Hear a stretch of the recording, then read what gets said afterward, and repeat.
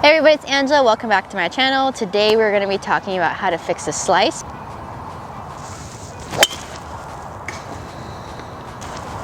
Mainly the top 3 reasons of why you are slicing and how to fix it. If you guys like this video, share, like, subscribe, and let's get started. What causes a slice, number 1, is posture. When you are actually at a dress, no matter if you're lefty or righty, if you sway on your back swing, that causes a lot of movement, and you have to have a lot of timing for squaring that club back to the golf ball. So that's the biggest thing. Number 1 is posture. If you have movement with the lower body on the backswing and the downswing, it's going to be very hard to square up the face. So I encourage, the first tip that I have, number 1, when you are taking your stance and you're about to swing, don't move that back leg, which for right-handed golfers, that's your right. Left-handed golfers, that's your left. So watch me as I turn here. You see I'm not really swaying, I'm really just loading almost into my back right pocket. That's an analogy I use a lot for my students. That'll help you load and turn, and that's a difference than swaying. There's a fine line between the two, but very different.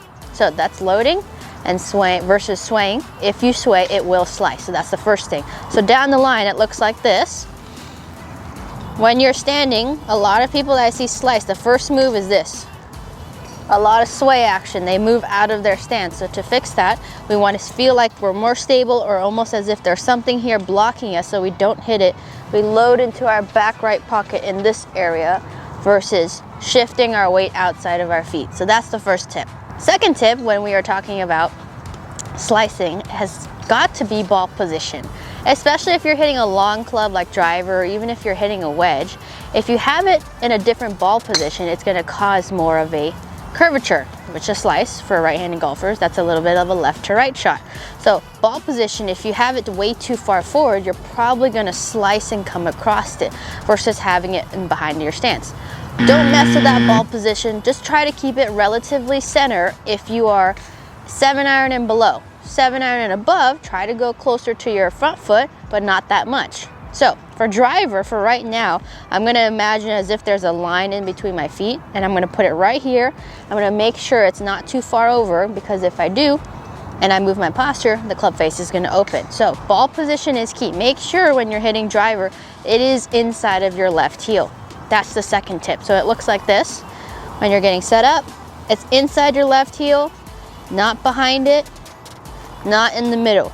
You need space for this long club. Last tip to how to fix a slice: when you are actually swinging, you got to make sure your path is the shape that you want. So for a right-handed golfer, if you have a out to in path on the downswing, you're going to produce a right cut shot, which is a left to right fade, a push, or a slice. If you have a in to out path, you're going to produce a draw, having left side spin, and it's going to do draw, a pull, or maybe even a pull hook sometimes when you hit it bad. So you got to understand club path, not only with the club face, with your shoulder, and try to do more straight back and straight through. Yes, there is some curvature, but that will help you feel a slice. I'm not going to say aim more left, because that's going to make the slice go more right. Aim to where you want, fix your posture, make sure your ball position's right, and take it more straight back and straight through. That should help you to fix the slice.